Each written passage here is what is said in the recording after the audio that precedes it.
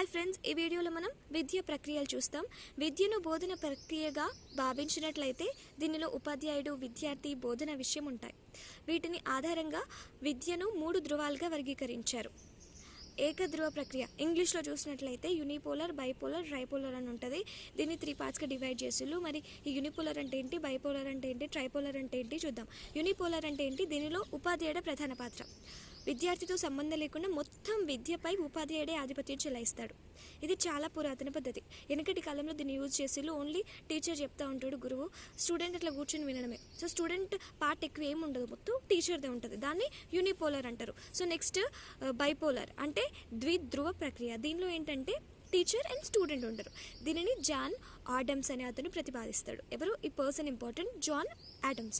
So ఇందులో ఉపాధ్యాయుడు, విద్యార్థి కూడా పాలు పంచుకుంటాడు. లైక్ విద్యార్థి కూడా డౌట్స్ అడగడం. సో ఈ విధంగా అనమాట. వారు ఒకరిపై ఒకరు ప్రభావం చూపిస్తారు. ఒకరు బోధిస్తే మరొకరు నేర్చుకుంటారు, ఒకరు నిర్దేశిస్తే మరొకరు అనుసరిస్తారు. ఉపాధ్యాయునికి విద్యార్థికి మధ్య సంబంధం బలంగా ఉంటుంది.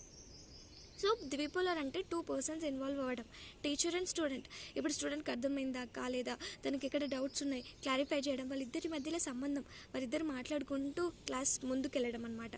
సో థర్డ్ది ట్రైపోలర్. ఇది త్రిధ్రువ ప్రక్రియ.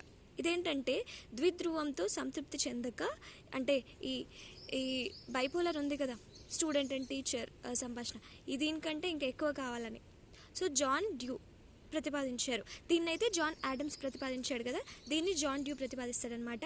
దీనిలో ఉపాధ్యాయుడు విద్యార్థితో పాటు పాఠ్య విషయం ఉంటుంది. సో ఉపాధ్యాయుడు విద్యార్థి కాకుండా పాఠ్య విషయం ఉంటుందన్నమాట.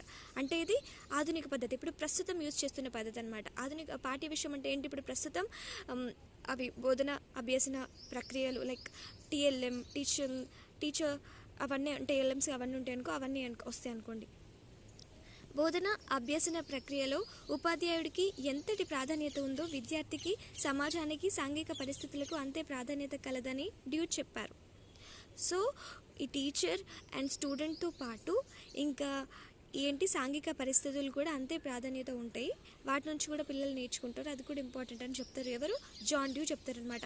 విద్యార్థి ప్రక్రియలు చేస్తూ విద్య అభ్యసించాలి అని జాన్ డ్యూ చెప్పారు. సో ఈ విధంగా ఉన్నాయి. వీటి గురించి క్లారిటీగా చూసినట్లయితే యూనిపోలార్ ఏమో ఉపాధ్యాయుడు మాత్రమే ఉంటారు, అది వెనుకటి పద్ధతి అనమాట, పురాతనది. సో ఈ బైపోలార్లో టీచర్ అండ్ స్టూడెంట్ ఇద్దరు ఉంటారు, చెప్పింది ఎవరు, జాన్ ఆడమ్స్.